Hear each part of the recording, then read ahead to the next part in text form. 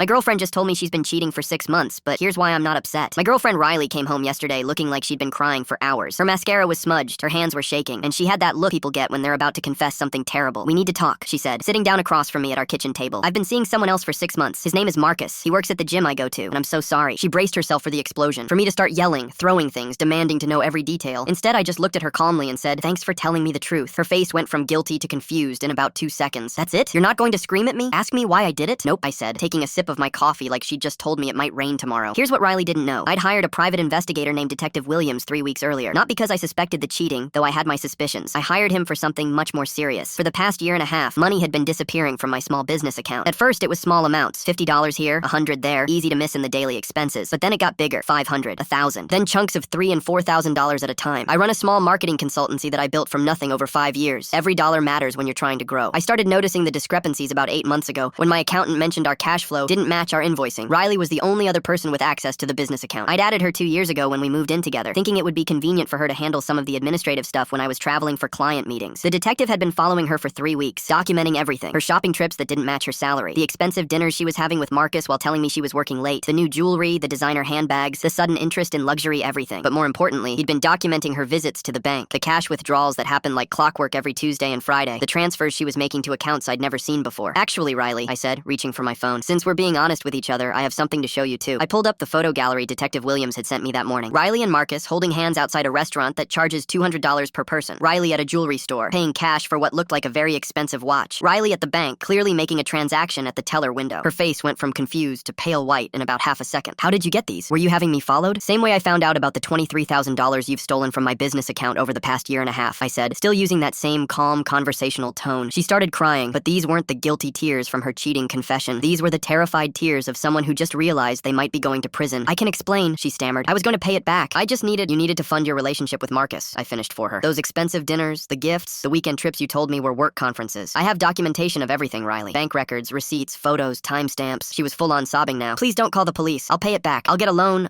Here's what's going to happen, I said, sliding a folder across the table. My lawyer prepared this confession letter and repayment agreement. You're going to transfer every single penny back to my business account by Friday. Then you're going to sign this document admitting to the theft and agreeing never to contact me or any of my clients again. She opened the folder with shaking hands. And if I don't, then Detective Williams takes his evidence to the police Monday morning, and you get to explain to a judge why you stole money to impress your gym boyfriend. The whole confession took about 20 minutes. She signed everything, initiated the bank transfers from her phone right there at the kitchen table, and even threw in an extra $2,000 as interest. I was actually planning to call the police tomorrow, I told her as she packed her things, but your cheating confession gave me a much cleaner way to handle this. She moved out that same day. Marcus apparently wasn't interested in dating someone who came with embezzlement baggage. And my business account, back to exactly where it should be, plus interest.